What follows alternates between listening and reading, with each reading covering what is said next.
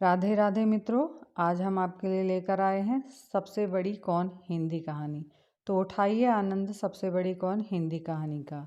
एक राज्य में भूख, प्यास, नींद और आशा 4 बहनें रहती थी।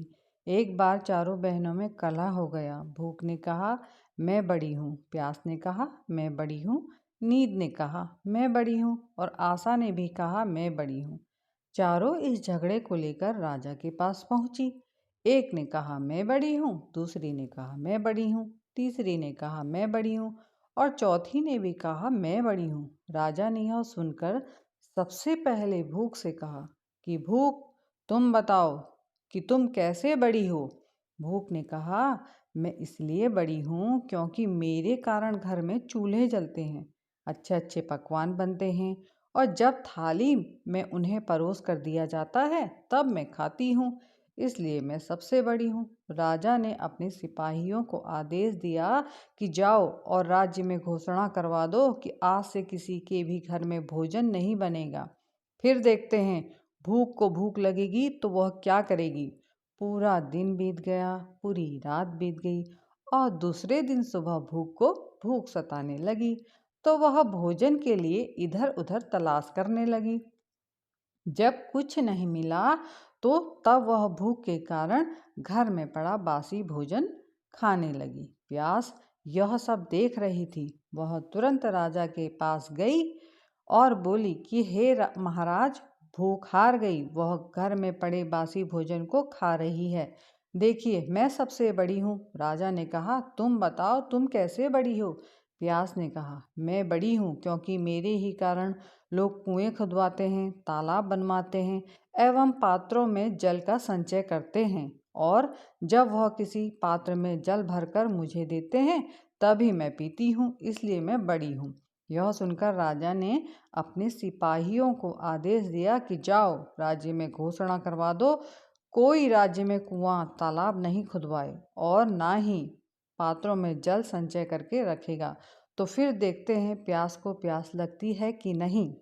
एक दिन बीत गया, एक रात बीत गई और दूसरे दिन प्यास को प्यास लगी और प्यास इधर उधर भटकने लगी। उसे जब कहीं भी जल पीने को नहीं मिला तो वह मजबूर होकर कीचड़ का जल पीने लगी।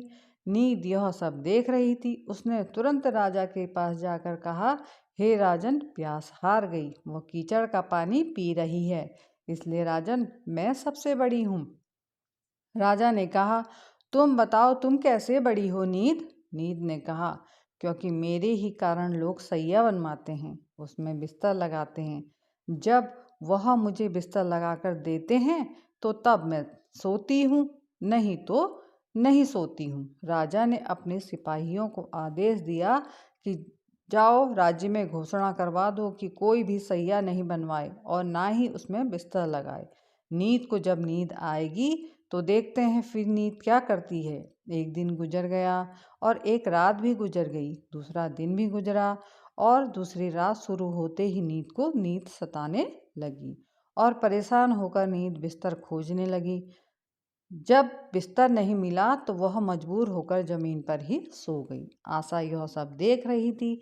उसने राजा के पास तुरंत जाकर कहा कि हे राजन, नींद हार गई, वह बिना बिस्तर और सैया के जमीन पर सो गई, इसलिए बड़ी तो मैं ही हूँ। राजा ने कहा तुम साबित करो कि तुम कैसे बड़ी हो। आशा ने कहा मैं इसलिए बड़ी हूँ क्योंकि लोग मेरे ही कारण काम करते हैं, नौकरी धंधा और व्यवसाय करते हैं और परेशानी उठाते हैं, लेकिन अपनी आस को नहीं छोड़ते हैं। राजा ने यह सुनकर अपने सिपाहियों को आदेश दिया कि पूरे राज्य में घोषणा करवा दो कि कोई भी नौकरी ना करे, कोई भी मेहनत मजदूरी ना करे, कोई भी व्यवसाय ना करे, कोई भी आशा के दीप को ना जलाए।